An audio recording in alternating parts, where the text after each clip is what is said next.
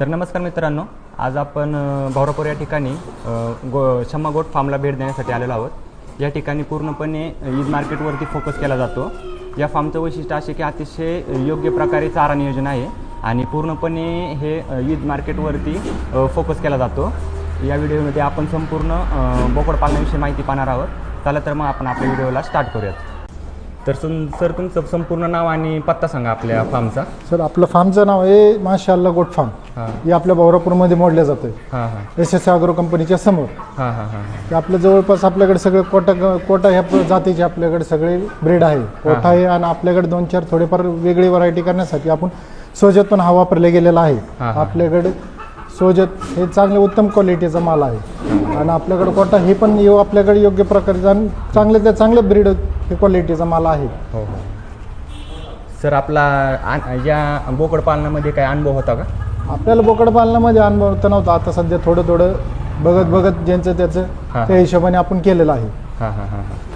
आणि आपण म्हणजे कोणत्या प्रकारची जात निवडली बोकड पालनासाठी? आता सध्या बघायला गेलं तर कोटा ही ब्रीड लवकरात लवकर मीठ आणि हाईट या गोष्टीसाठी वाढ जास्त चांगल्या प्रकारे होती। आणि सोजत हे पण त्या प्रकारे चांगली होती आणि त्याच्यामध्ये कसं दिसण्यामध्ये कोटा ही जात हे चांगली योग्य प्रकारे फिनिशिंग वगैरे चांगली दिसून येते, ऍक्टिव्ह दिसतो माल।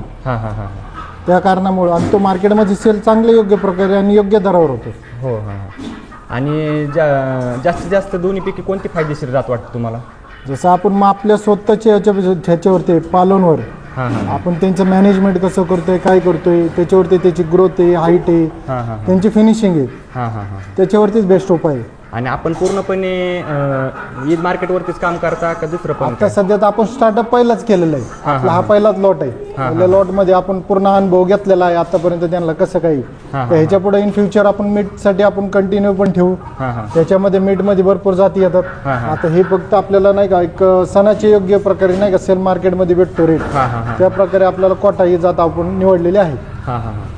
तर सर आपल्या या गोटा कसा बांधला किंवा किती बाय किती मध्ये बांधला? गोठा तसा बघायला गेलं तर आपलं हे पूर्ण जुनं सगळं पोल्ट्री फार्म आहे। हे पोल्ट्री फार्म काही काळानंतर बंद केलेलं, परत आपण त्याला रिन्युएशन करून आपण त्याला चालू केलेलं आहे। याचं स्ट्रक्चर आहे जसं बघायला गेलं तर आपण सिम्पली केलेलं आहे। त्याच्यामध्ये काही वेगळं नाही। आपलं रेग्युलर फार्म असताना त्या टाईपमध्ये फक्त आपण काय केलेलं आहे, सेपरेट गाडी तयार केलेलं आहे बस। बाकी किती खर्च आला आपल्याला?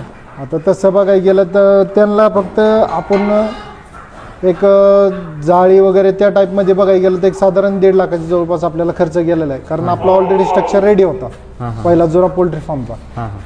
आणि आपल्या या शेडमध्ये कमीत कमी किंवा जास्तीत जास्त किती बोकड वगैरे शेळ्या? तसं बघायला गेलं तर आपले हे जे आहे 30 बाय 15 ही स्क्वेअर फूट मध्ये जागा आहे आपल्या। आता त्याच्यामध्ये आपण 25 कोटा पाळत आहे सध्या। आपण जेवढं योग्य प्रकारे त्यांना सगळं मुक्त भेटेल त्यांना त्या प्रकारे त्यांचं वेट वगैरे सगळं प्रॉपरली वाढ होती त्यांची। आणि आपल्या फार्मची स्वच्छता कशा प्रकारे केली जाते? आता स्वच्छता आपण आपल्या हातानेच करत राहतो नेहमी। त्याला सीझन वाईज आपण यूज करतो। आता सीझन वाईज मध्ये आपण पॅलेट टाकतो। पॅलेटमध्ये जास्त साफसफाईची करायची गरज लागत नाही। उन्हाळ्या यामध्ये पॅलेटची काही गरज लागत नाही, त्यामुळे आपण रेग्युलर झाडून वगैरे घेणे किंवा आठवड्यातनं एकदा स्प्रे मारणं वगैरे, जंतनाशक करणं, चुना मारणं, चुन्याची पावडर मारणे किंवा आपल्या आजूबाजूच्या परिसरामध्ये बिशी पावडर वगैरे ह्या मारण्याचं आपलं कंटिन्यू चालू राहतं। तर आपण म्हणजे दिनक्रम कसा असतो आपला पूर्ण दिवसाचा?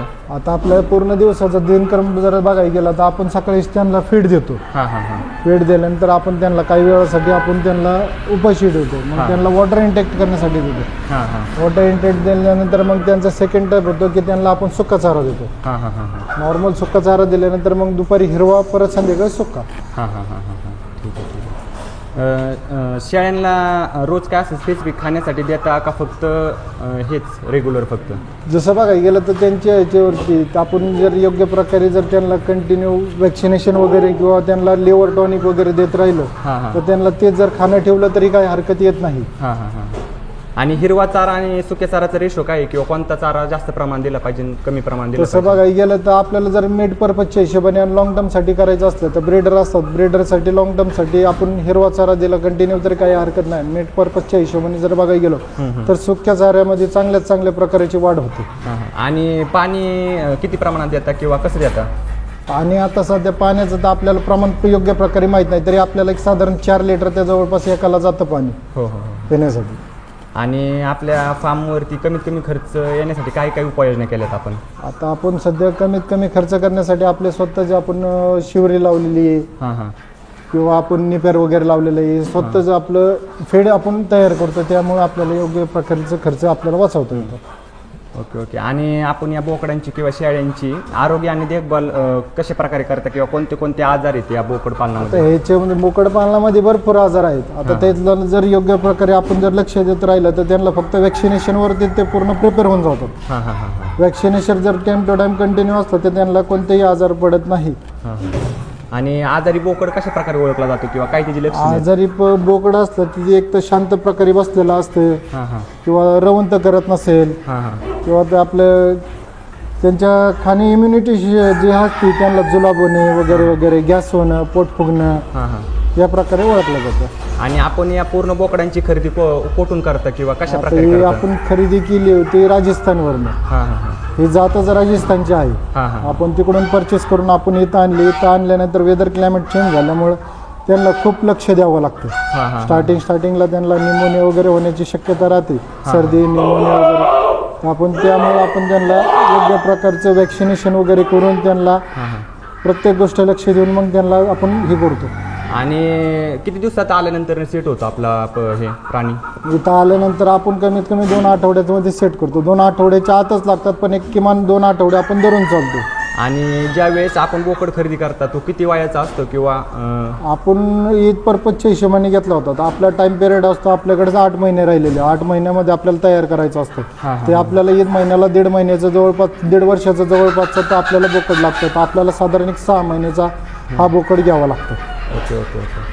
आणि सुरुवातीला आपल्याला जेव्हा फार्म चालू केलं त्यावेळेस किती खर्च आला म्हणजे प्राण्यांवरती किंवा आता गोठ्यावरती? प्राण्यांवरती आता आम्हाला जर खरेदी करताना पाहिलं होतं तर आम्ही 25 किलोचं बोकड घेतलं होतं. 25 किलोच्या बोकडाची आम्हाला 14,000 प्राईस पडली होती. आपल्याला सगळं ट्रान्सपोर्टेशन सहित. हां हां हां हां.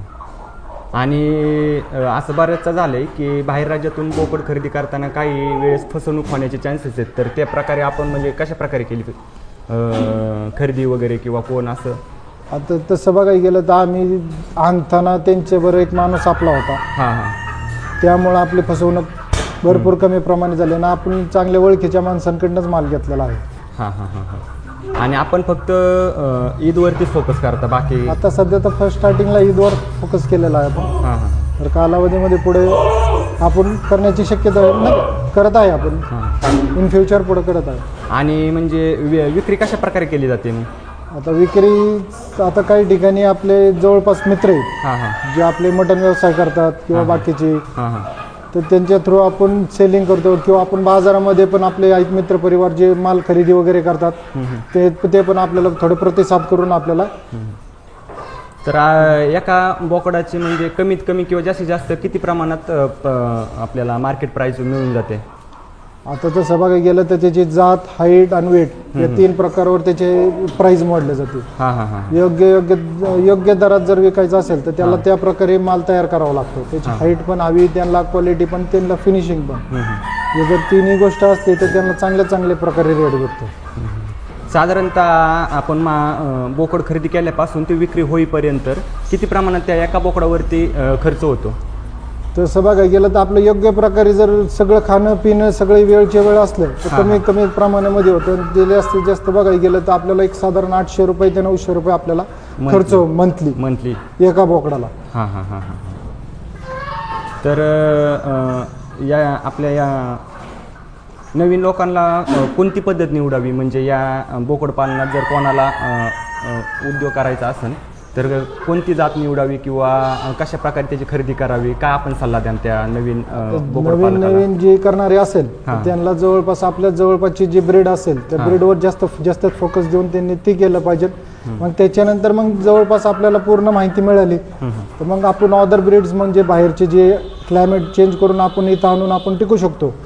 त्यांना आपले आजार, आपल्या इथले जे क्लायमेट बदलले झाल्यामुळे आजार वगैरे, सर्दी वगैरे होती, सर्दी खोकला या प्रकारचा आजार होतो त्यांना, त्या प्रकारापासून आपल्याला वाचवता येत असेल तर ते पुढचे आपण करू शकतोस.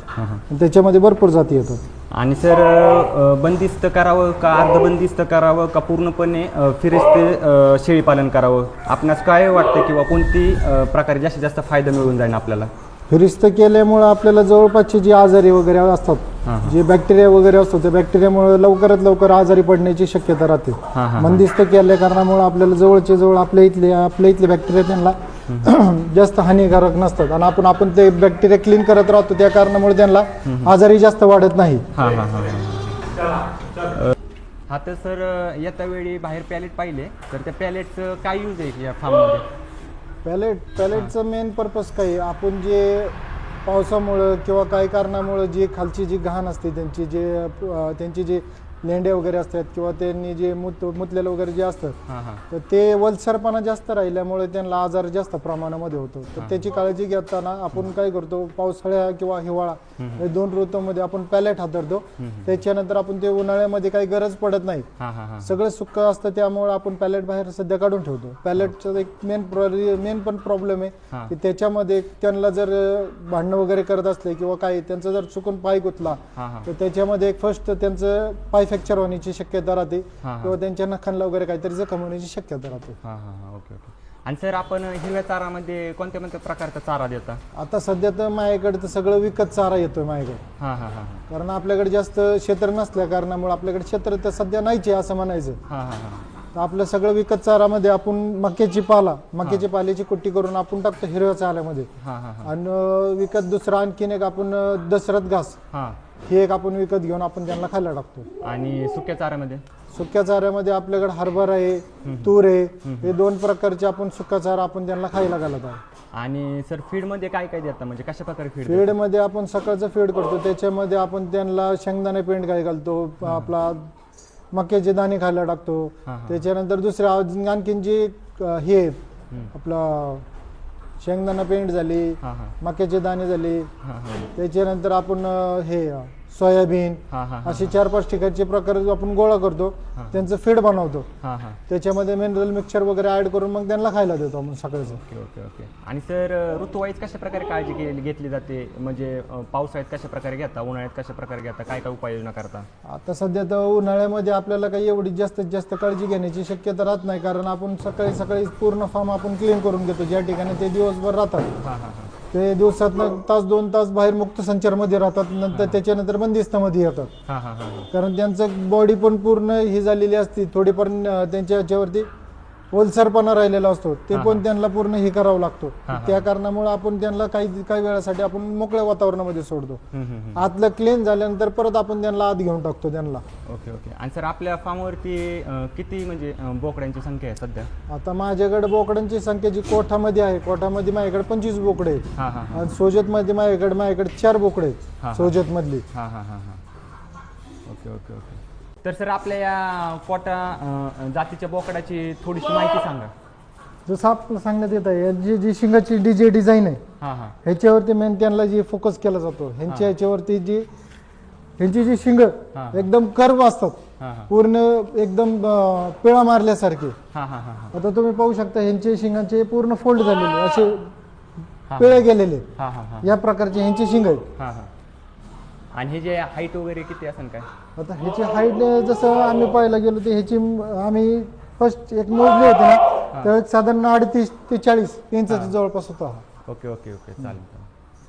सोजत बोकडाची काय वैशिष्ट्य आहेत? आता हे सोजत बोकडाची अशी वैशिष्ट्य आहे की हाईटमध्ये आणि लेंथमध्ये योग्य प्रकारे वाढले जाते.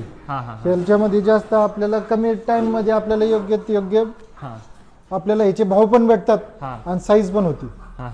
आणि त्याचे गुणधर्म काय आहेत, म्हणजे वैशिष्ट्य काय आहेत? ह्याच्यामध्ये वैशिष्ट्य फक्त एकच आहे की ह्यांची व्हाईट आणि वेट एवढे 2च गोष्टी आहेत की ह्याला मेन फोकस करतात ह्याच्यावरती. आणि ह्याच्यामध्ये जी दिसणार जी क्वालिटी जी आहे त्याच्यावरती मेन इम्पॉर्टंट आहे. ह्याच्यामध्ये कोठ्यामध्ये 1-2 ब्रीड क्वालिटीमध्ये दिसून येतात की एका शिंगा असतात आणि एकाला शिंगा नसतात. ओके. चालेल.